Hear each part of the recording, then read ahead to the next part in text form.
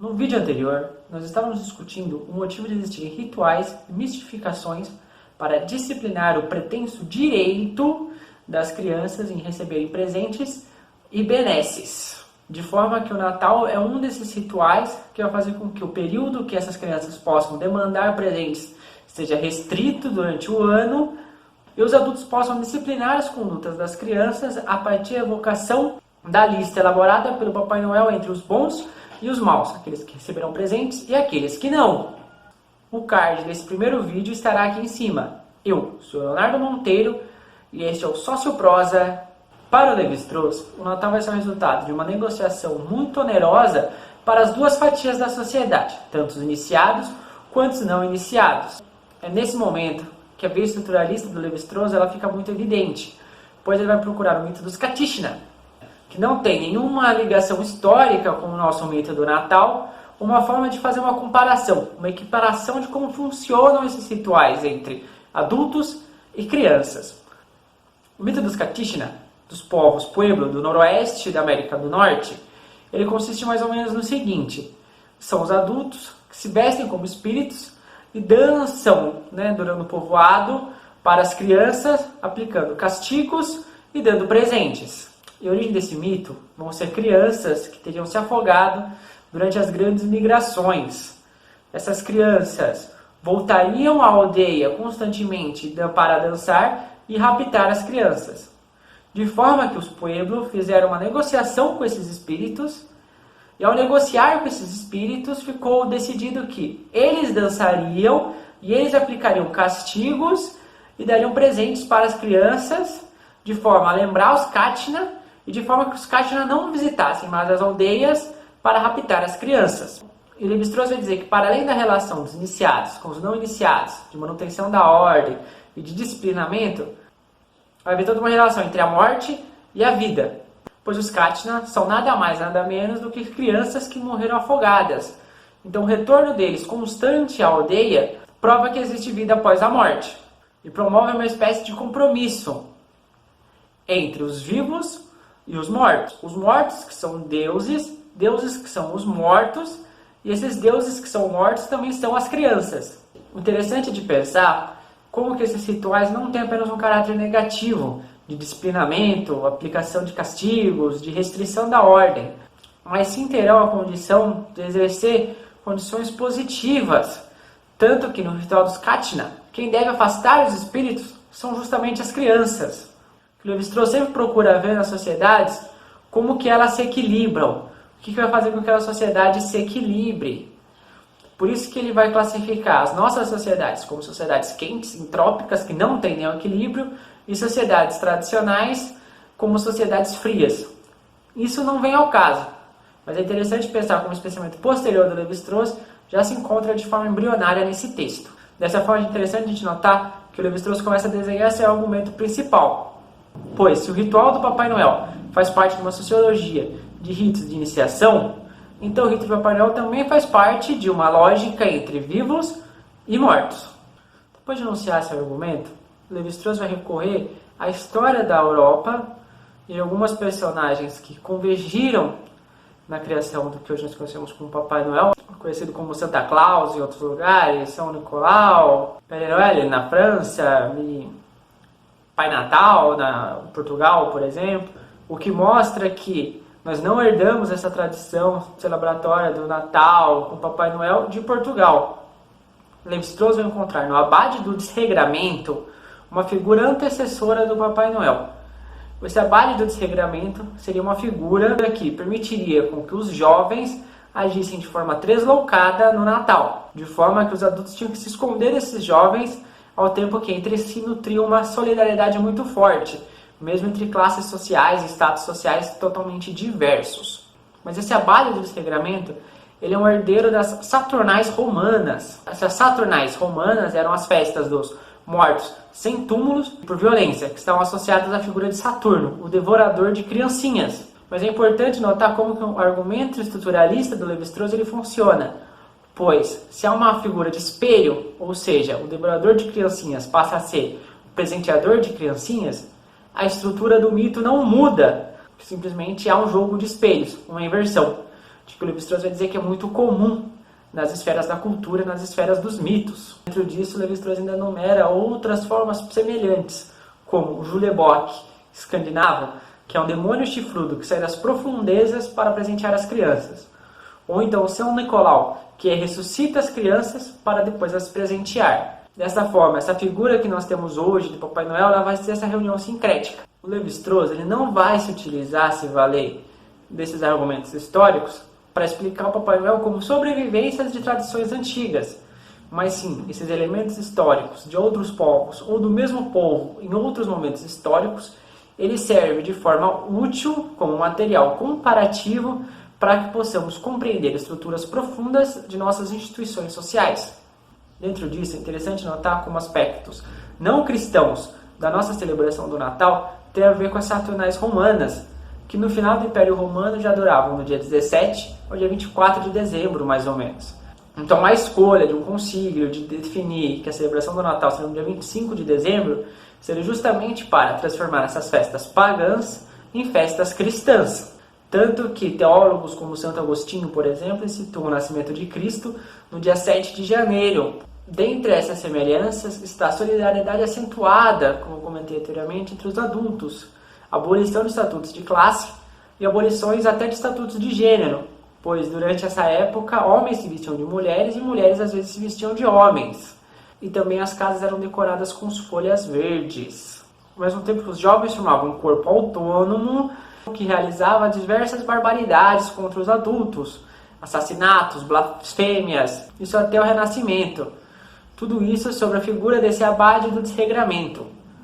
Mas o que esse abade do desregramento tem a ver com o nosso Papai Noel de nossos dias? Nosso Papai Noel moderno é uma modificação da festa de São Nicolau, atrasada em 3 semanas. Essa festa que costumava ocorrer no dia 6 de dezembro, passa a ocorrer no dia 25.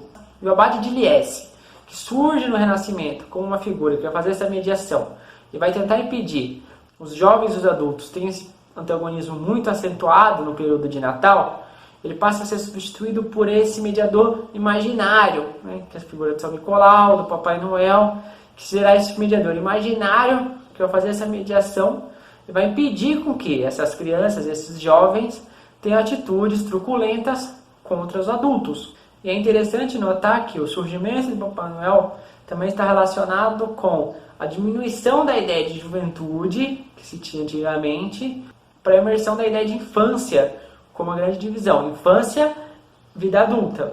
Não mais os jovens e os adultos. A ideia de juventude começa a reaparecer somente na segunda metade do século XX. E hoje nós temos ela entre as nossas categorias.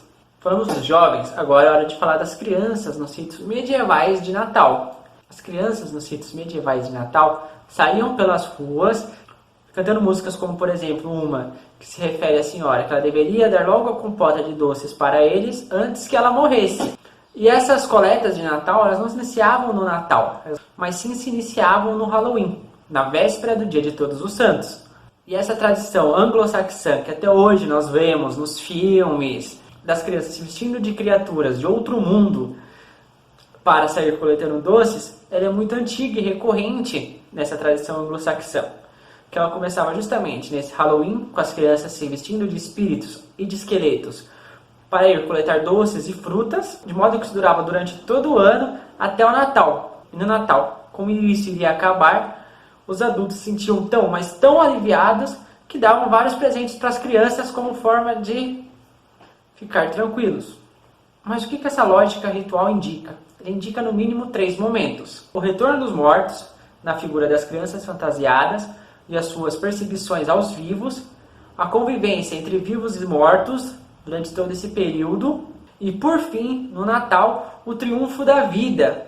É justamente nesse momento do triunfo da vida que as crianças ganham vários presentes, porque nesse momento elas deixam de representar os mortos, que vão embora, e de forma a agradecer a ida embora desses mortos, as crianças são extremamente presenteadas. É interessante pontuar como que pra gente, aqui no Brasil, essa relação entre o Halloween e o Natal não parece fazer sentido de todo. É justamente porque, segundo Lévi-Strauss, as sociedades latinas não davam tanta importância, tanto que a festa de Natal era muito mais centrada na lógica de São Nicolau do que nessa lógica desse retorno dos mortos, na figura do Halloween.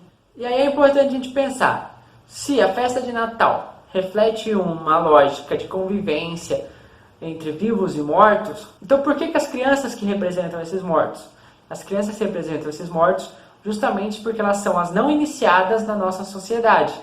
E esse caráter de outro que a criança adquire por não ser iniciada na sociedade é que permite com que ela seja o espírito, com que ela seja esses fantasmas. Dessa forma, a festa dos mortos é sempre uma festa do outro, é sempre uma festa daqueles que não fazem parte totalmente daquela sociedade.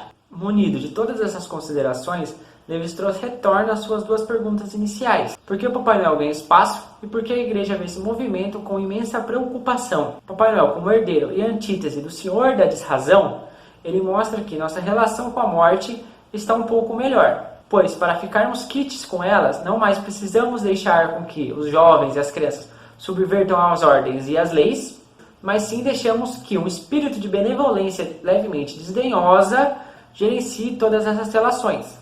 A figura do que a morte representa para a vida passa a se modificar um pouco, não mais na figura de esqueletos e fantasmas, mas sim na figura de aridez, privação e empobrecimento.